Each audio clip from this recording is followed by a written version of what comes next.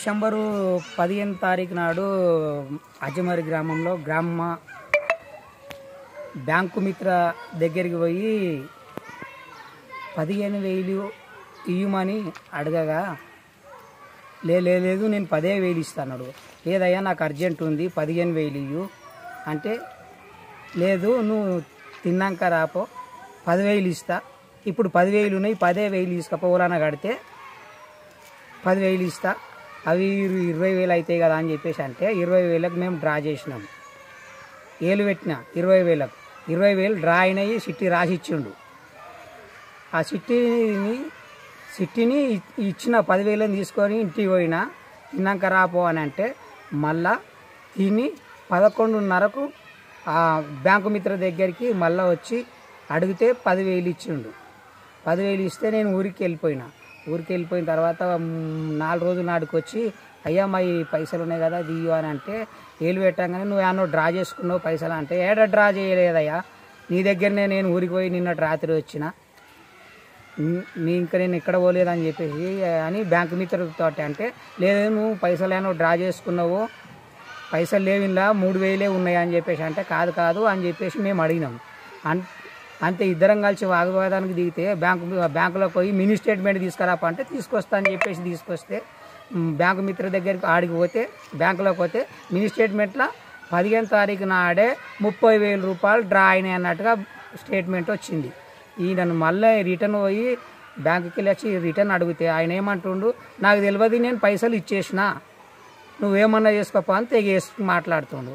కనుక మేమేమంటున్నామంటే, అయ్యా పైసలు ఎక్కడ పోలేవు నీ దగ్గరనే పైసలు ఉన్నాయి ఇయ్యు అని మేము అడిగితే కూడా ఆయనది రెస్పాన్స్ లేదు. అయ్యా బ్యాంకును ఆపేసుకో, ఇక్కడెక్కడ ఎవరికైనా మిస్టేక్లో ఇచ్చినావా 10,000 రూపాయలు, మరి ₹1 కాదు 2 రూపాయలు కాదు 10,000 రూపాయలు ఓలికన్నా ఇస్తే 10,000 పోతాయి. 10,000 పోతే నువ్వు మళ్ళీ వాళ్ళ దగ్గర తిరిగి లెక్కలు చేసుకొని అడుక్కుంటావు.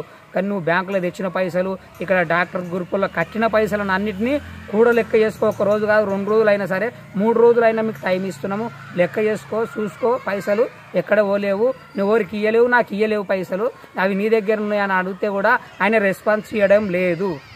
కానీ రేపో ఎల్లుండో మేము బ్యాంకు మేనేజర్ కూడా అప్లికేషన్ ఇస్తాం.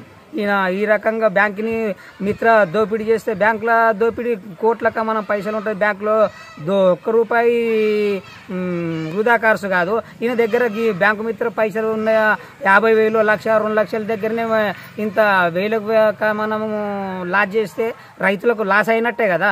మరి రైతులు పోయి అడుగుతుంటే రైతులను ఏం చేసుకుంటావో చేసుకోపో అని చెప్పేసి తెగేసి మాట్లాడుతుంటే ఇక సామానుడు ఏం చేస్తాడు, రైతు ఏం చేయగలుగుతాడు? రైతులను ఈ బ్యాంకు మిత్రులను పెట్టింది అందుకేనా, రైతులను లాస్ చేయడానికేనా? 1,000 లాస్ చేస్తే కొన్ని లక్షల కమానంలో నా 30,000 ఉన్నోళ్ళనే నన్ను ముప్పు తిప్పులు పెట్టిందంటే లక్షలు కట్టుకునే మహిళలను కూడా రేపు ఖరాబ్ చేస్తున్నాడు అనేది అర్థమైపోతుంది అనేది మేము అడుగుతున్నాము. మేము ఇప్పటికైనా అధికారులు కానీ ఇక్కడున్న గ్రామ పెద్దలు కానీ దీని మీద స్పందించి న్యాయం చేయాలని చెప్పేసి కోరుతున్నాము. 15 తారీఖు నాడు పైసలకు పోయినా, 10 తారీఖు నాడు 20 ఎవరి దగ్గరికి పోయినావమ్మా? ఆయన ఏమన్నాడు, బ్యాంకు మిత్ర దగ్గరికి పోతే 20,000 కేలు పెట్టిపించుకున్నాడు. 15 తారీఖు నాడు పైసలకు పోతే మాసయ్యకు 20,000 పెట్టి నువ్వు 20,000 పెట్టి వచ్చిందమ్మా, నీకు 10,000 ఇస్తా, ఆయనకు 10,000 ఇస్తా అంట. 10,000 ఇచ్చిండు, సిట్టి తీసుకున్నాడు. ఆయన తిట్టిట్లో నలిచేసిండు, దాని మీద గీత గీసిండు. 10,000 ఇంకా 10,000 అప్పుడే అది నిరున్నారాయణ భార్య సిట్టి కట్టొచ్చింది.